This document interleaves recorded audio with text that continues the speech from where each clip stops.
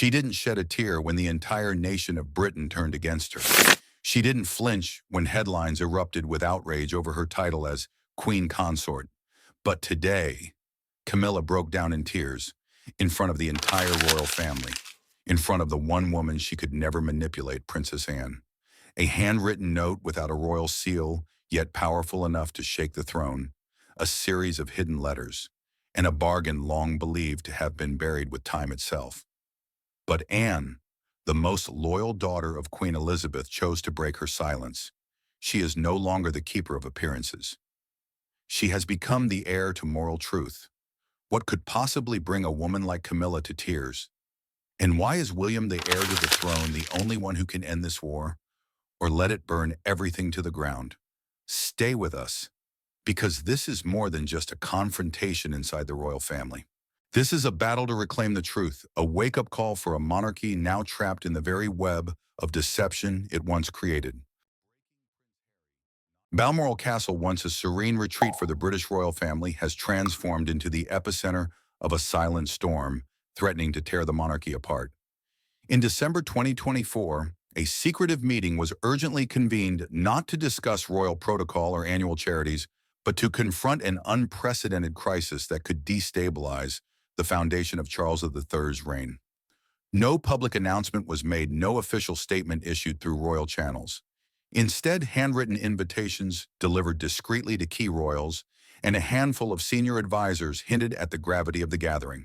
Though the exact purpose remained shrouded, one thing was clear to all: something profoundly serious was about to unfold. The backdrop to this meeting traces back to the turbulent years following Queen Elizabeth II's death in 2022. Charles III's ascension and Camilla's official role as Queen Consort sparked controversy among the public and within the royal family itself. Whispers of Camilla's alleged manipulation, secret deals to cement her power, and the erosion of Queen Elizabeth's legacy had simmered for 2 years. But what made this Balmoral meeting inevitable was the exhaustion of Princess Anne's patience. Known for her unwavering loyalty to her mother and quiet dedication to the monarchy, Anne had been silently gathering evidence, biding her time to bring the truth to light. This meeting, driven by Anne herself, was the culmination of months of observation, documentation, and preparation for an uncompromising showdown. As Princess Anne entered the meeting room, her demeanor was resolute, though her eyes blazed with barely concealed fury. The stoic sister of King Charles III, long regarded as a pillar of the royal family, strong, devoted, and never swayed by personal emotion, shed that image today. With a decisive motion, she stood bypassing formalities and declared in a low, commanding voice, "Enough is enough." The room fell into a deathly silence. Advisors seasoned in navigating crises, from Prince Andrew's scandals to the turmoil of Princess Diana's era, froze. Not a cough, not a glance broke the tension. Camilla, seated at the head of the table, her hands clasped so tightly her knuckles whitened, seemed to cling to her last shred of control. King Charles, his face etched with the strain of years under pressure, gazed at his sister with a mix of pain and dread. He knew that once Anne spoke, nothing, not family ties, not power, not silence, could stop her. "You've manipulated everything," Anne said, pointing directly at Camilla, her voice sharp as a blade slicing through the heavy air. "From my brother to the traditions of this monarchy to the trust of the public. Did you think this throne was a gift for you to do with as you please?" Her accusation was not just a question, but a declaration of war, striking at the heart of Camilla, the woman who had spent decades climbing from scorned mistress to Queen of the United Kingdom. Anne's words rang like a death knell, ending the patience she had maintained for years. Charles bowed his head, his hands gripping the table as if restraining a tidal wave of emotion. Camilla, though striving for composure, couldn't hide the flicker of uncertainty in her eyes. Her lips pressed into a thin line, but a glint in her gaze, not of remorse, but of defiance, betrayed a woman cornered. "Do you think this is what Mother wanted?" Anne pressed on, her voice now laced with pain and fury.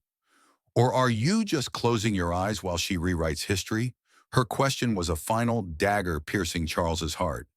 He who had vowed to protect his mother's legacy now faced the reality that he might have betrayed that promise. No one dared speak. Advisors, from those who served under the Queen to newcomers in Charles's reign, understood this was no mere family dispute. It was a battle for the soul of the British monarchy, a war that Princess Anne, with her unyielding loyalty to her mother, had long prepared for in silence. The Balmoral meeting was not the beginning, but the climax of decades of simmering tensions, sparked by missteps, secret deals, and buried truths. As Anne stood there, her gaze unwavering, the world seemed to hold its breath, waiting for what she would say and do next to reshape history. In the Balmoral meeting room, firelight danced on stone walls, casting flickering shadows that seemed to whisper of secrets buried for decades. The air was so thick with tension that each breath felt like a verdict. Princess Anne, with the chilling calm of someone prepared for battle, slowly drew a handwritten letter from an aged leather folder. It bore no royal seal or official signature, yet the trembling handwriting of Queen Elizabeth II was unmistakable, a proclamation from beyond the grave. Anne held it aloft, her eyes sweeping the room before locking onto Camilla with a gaze sharp as a blade. The future rests on dignity, not negotiation. Catherine is our compass. She read aloud, her voice resonating, each word a hammer blow. The room held its breath.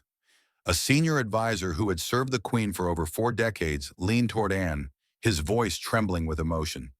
She forced your mother to choose between honor and political stability. His words shook the faith of those present. The letter, though legally void, was undeniable proof of the Queen's true wishes, wishes Camilla had sought to distort to solidify her power. In that moment, the room seemed to shrink, leaving only the raw truth in the unrelenting clash between Anne and Camilla. With a voice steady yet powerful, Anne unveiled a shocking truth, as if turning the pages of a long-locked book.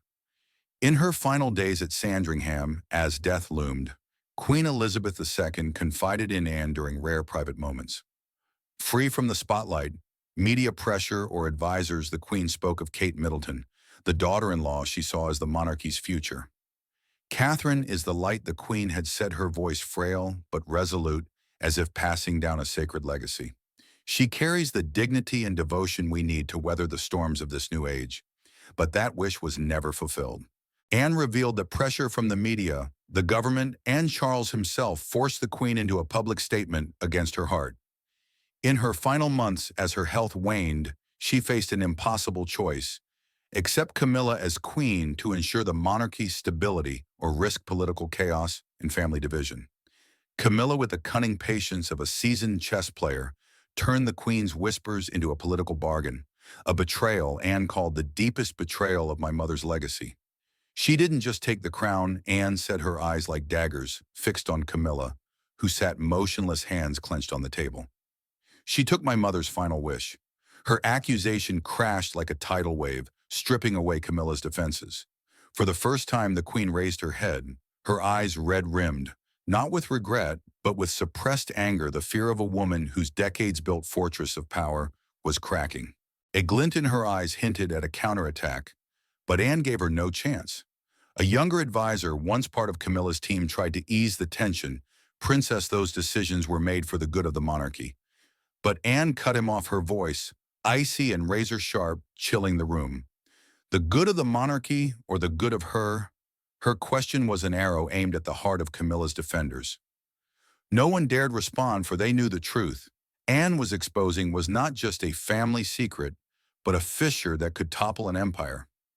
Charles, torn between his love for his wife and loyalty to his family, bowed his head, his trembling hands clinging to the last threads of peace.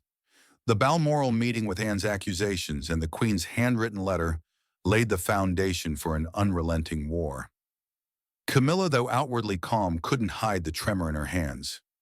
Each of Anne's words was a flame burning away the secrets Camilla had buried. Anne, fueled by unwavering resolve, vowed the truth would not be buried again. As her gaze remained fixed on Camilla, the room knew this was only the beginning of a battle that would forever alter the royal family. The air in the Balmoral meeting room hung heavy like a storm about to break, weighing on everyone present. Candlelight flickered on the dining table, but it couldn't dispel the darkness of the painful truths emerging. Princess Anne, standing like a warrior, her eyes ablaze with righteous fury, spoke with unyielding clarity. Charles, you traded this family's honor for her crown. Her accusation stopped the room cold. Anne, the loyal yet reserved sister of King Charles III, had shed her quiet demeanor. Over years, she had gathered evidence, and today at Balmoral, she exposed a secret deal, a stain on the monarchy's history. In 2020, as Prince Andrew's Epstein scandal erupted, the royal family faced an unprecedented crisis of credibility. Public outrage and relentless media scrutiny, from Andrew's alleged misconduct to his murky connections, pushed the government to pressure the royals for decisive action to restore public trust. In that chaos, Camilla, with the cunning of a seasoned politician, seized her moment. In a private conversation at Clarence House, she looked Charles in the eye and said plainly, "If you strip Andrew of all titles and remove him from public duties, I'll ensure the monarchy weathers this storm. In return, I want to be recognized as queen." Her blunt, calculated offer was a dagger to Charles's heart. As a brother burdened with protecting both family and crown, he faced a brutal choice: sacrifice his brother for the monarchy's stability and Camilla's dream of queenship. Though it pained him, Charles agreed. He ordered Andrew's titles stripped, his public roles severed, casting the once favored son of Queen Elizabeth into obscurity. Charles then personally persuaded his mother, the Queen, to approve Camilla as queen upon his ascension. He argued that Andrew's removal was necessary to quell the scandal, and that Camilla's queenship would bolster the monarchy's image. The Queen, with a heavy heart and clear reluctance, acquiesced, knowing refusal could deepen family rifts and spark a larger political crisis. But to Anne, this was a painful trade-off, a wound she could not forgive. "You turned the throne into a bargaining chip," Anne cried, her voice trembling with anger, but tinged with the pain of a sister watching her family fracture. "Did you think this family's honor, mother's legacy, could be sold so cheaply?" Her words were a fire burning through the room's defenses. Advisors seasoned in handling crises sat frozen, heads bowed. Camilla, known for her composure, finally spoke, her voice clear but strained. "I did it to save the monarchy. If Andrew hadn't been removed, the public would have turned on us." But Anne wouldn't let her continue. "Save the monarchy," she shot back, her gaze searing. "You saved yourself. This monarchy has survived wars, endured every trial, but it won't survive the betrayal you brought." Charles, caught between the two most important women in his life, bowed his head, hands clenched on the table. "Anne, you don't understand," he said, his voice weak with exhaustion. But Anne cut him off, her tone low but weighty. "No, Charles. You chose her over your family. You let her use Andrew as a sacrifice for her crown." Her words were a final verdict, silencing Charles. The room sank into oppressive silence. Advisors, accustomed to tense disputes, dared not speak. They knew this was no mere personal clash, but a battle shaping the monarchy's future.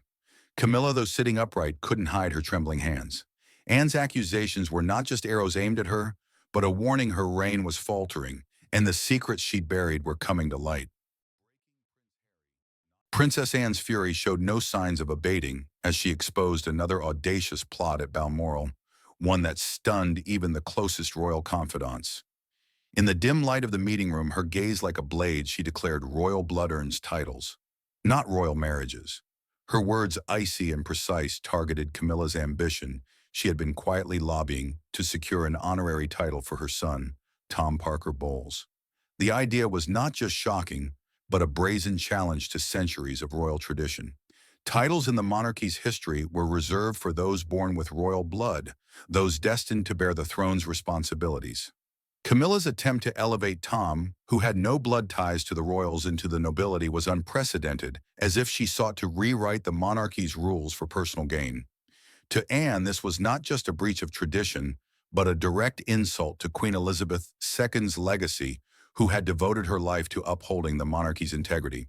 The tension exploded at a family dinner at Clarence House, meant to project unity, but instead becoming unbearable. Camilla, with her characteristic cunning, subtly raised the idea of granting Tom a title, framing it as a way to unite the family. The noble pretext couldn't mask her true ambition. Anne, who typically restrained herself at such gatherings, could no longer hold back. She stood abruptly, her chair scraping harshly against the wooden floor, shattering the room's silence. "Unite," she repeated, her voice dripping with sarcasm, sharp as a blade. "You call trampling tradition unity?"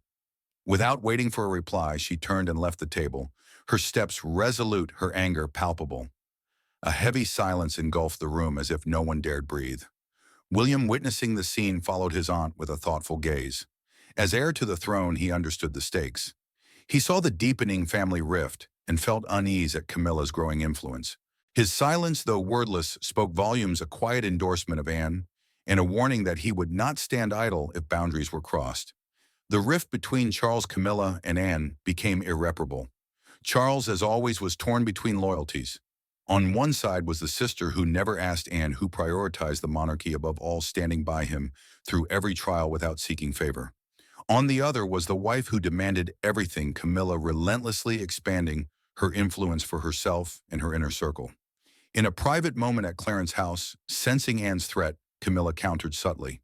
Pulling Charles aside, her eyes cold, her whisper heavy with menace, she said, "If I fall, Clarence House won't stand."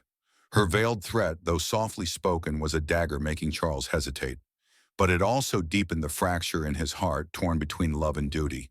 Camilla, wise and cunning, knew a direct confrontation with Anne would cost her public and royal favor. Instead, she worked discreetly, approaching Charles's trusted advisors to shape royal decisions.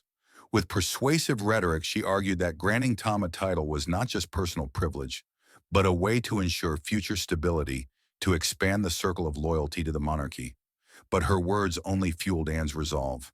In a private talk with a close royal confidant, Anne's voice dropped with anger. She doesn't just want the crown, she wants to rewrite the rules to leave her mark on everything Mother built. The clash between Anne and Camilla was no longer just personal, but a battle for the monarchy's legacy and honor. With each of Camilla's moves, Anne grew more determined, ready to do whatever it took to protect what she believed was right. In the shadows of Clarence House, a question lingered, like a dark prophecy: could Camilla hold her power, or would Anne's revelations toll the death knell for her reign? And as William's thoughtful, resolute gaze followed the events, one couldn't help but wonder, would the heir to the throne decide the monarchy's fate? In the Balmoral meeting room, the air was heavy with the weight of an impending storm. Firelight flickered, casting shadows on Princess Anne's resolute face, now a beacon illuminating the royal family's buried secrets. With deliberate resolve, she placed a thin stack of aged, yellowing documents on the table. "This is evidence," she declared, her voice trembling with anger, yet razor sharp. "This isn't archiving. This is erasing the truth." The documents were handwritten letters from Princess Diana, penned during the darkest years of her marriage to Charles, when her heart was torn by love, betrayal, and relentless royal pressure.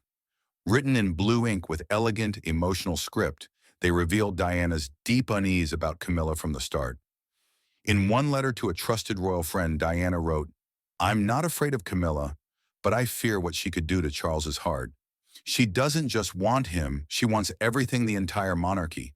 Now in Anne's hands, these words were a painful reminder that betrayal was not just personal, but a lasting stain on royal history.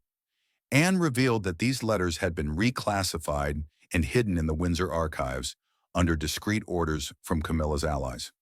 Beyond concealment, some advisors in the 1990s had actively misled the press, crafting false narratives to protect Charles and Camilla's image.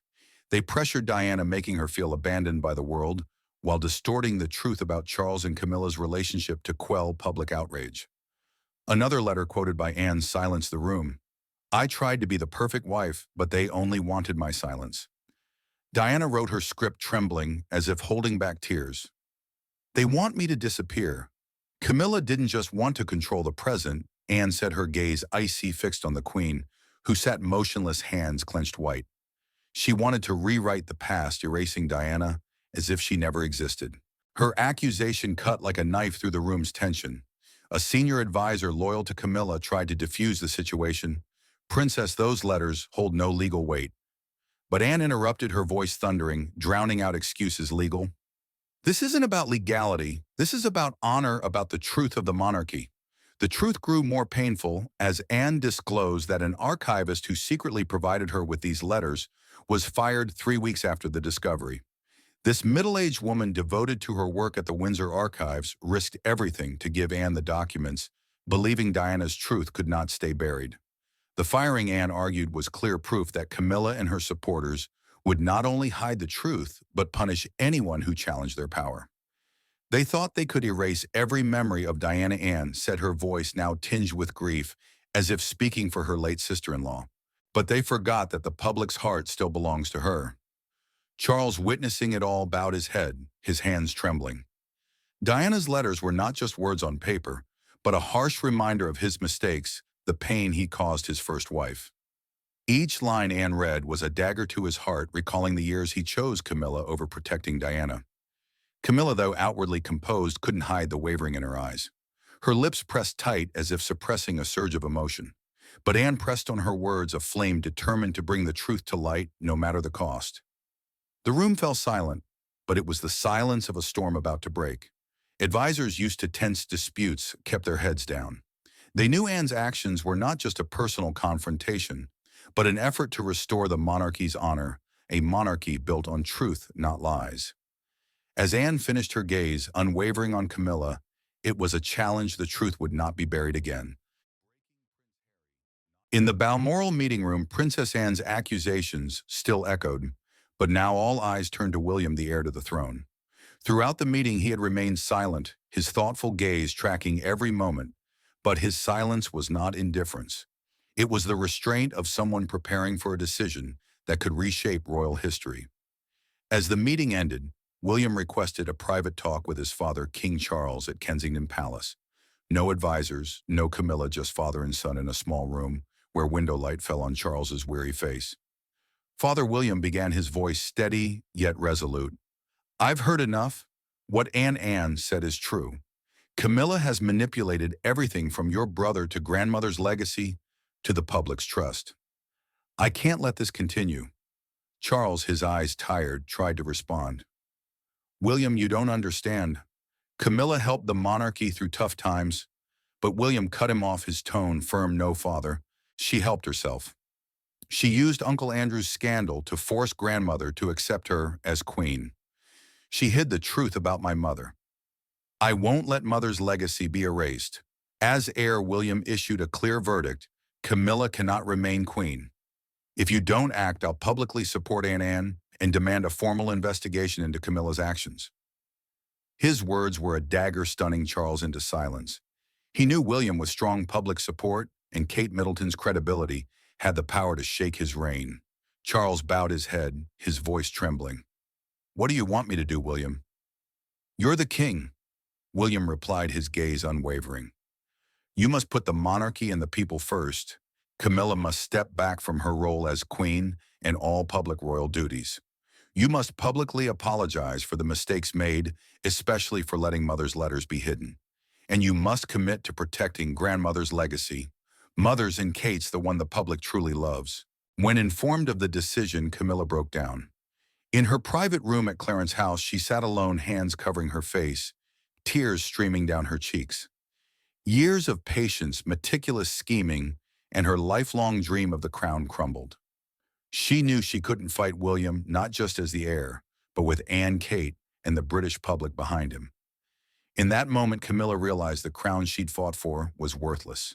She agreed to step back, not just to protect Charles, but to avert a greater royal crisis. Charles, as king, made a painful but necessary decision. In a televised address to the nation, he announced that Camilla would step down from her role as queen and public duties, citing health and a desire to focus on family. He also apologized for past mistakes, particularly for allowing Diana's letters to be concealed, and vowed to restore her honor. "I've made mistakes," Charles said, his voice breaking, "but I promise to do everything to protect this monarchy and the people's trust." This decision, though painful, marked a turning point for Charles's reign.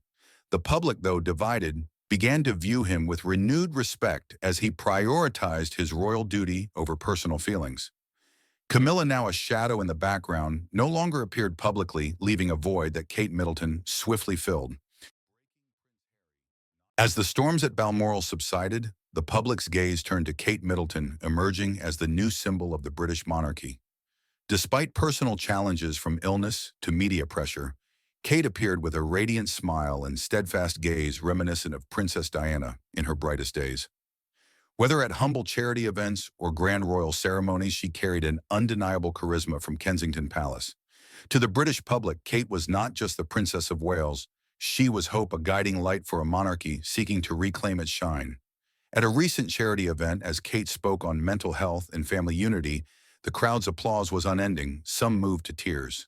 "She's our light one," onlookers shouted, a sentiment echoed across newspapers and social media. With her dedication and compassion, Kate became the queen in the public's heart, though she had yet to wear a crown. Her support grew especially after Camilla's secrets were exposed, deepening admiration for Kate's dignity and loyalty. Princess Anne, after witnessing William's verdict and Charles's decision, felt a weight lift. In a private talk with Kate at Sandringham, Anne took her hand, her voice warm yet firm. "Catherine, you're the one Mother chose. You're the future of this monarchy." Kate, with her characteristic humility, smiled and said, "I just want to do what's best for this family and the people." Her simple, sincere words solidified her role as a symbol of hope and renewal. Charles, after his historic address, took steps to restore public trust. He ordered the Windsor archives reopened, releasing Diana's letters to clarify her darkest years. He formed a new advisory council, including Anne and William, to ensure royal decisions prioritize the monarchy and the people. Though aged Charles began to learn how to be a true king, one willing to face and correct his mistakes, William, as heir, became the center of royal renewal. Working closely with Kate, he built a new image for the monarchy, rooted in transparency, compassion, and respect for Queen Elizabeth and Diana's legacies. In his first public speech, post-Balmoral, he declared, "We will build a monarchy that not only survives but thrives based on truth and dignity. Kate and I will do everything to ensure the royal family's future is one every Briton can be proud of." Meanwhile, news of a BBC documentary, Princess Anne's account, lingered, but with Camilla's withdrawal and Charles's apology, it seemed unnecessary. Anne, who fought tirelessly to protect her mother's legacy, chose not to pursue the project, focusing instead on supporting William and Kate. "The truth is out," she told a close royal friend. "Now it's time to move forward." The British monarchy, with its glory and pain, stands at the dawn of a new chapter. Kate Middleton, with her resilience and devotion, has become the symbol of a reborn monarchy. William, determined to honor his mother's legacy and build a brighter future, has proven ready to lead. And Charles, despite painful sacrifices, has found the path to true kingship, one that places the monarchy and its people above all. In the light of a new day, the British monarchy stands strong, no longer shadowed by secrets, but guided by the enduring values of loyalty, honor, and truth. How do you feel about Princess Anne's bold stand to protect her mother's legacy and the monarchy's honor? Does it inspire you or raise questions about loyalty within the royal family?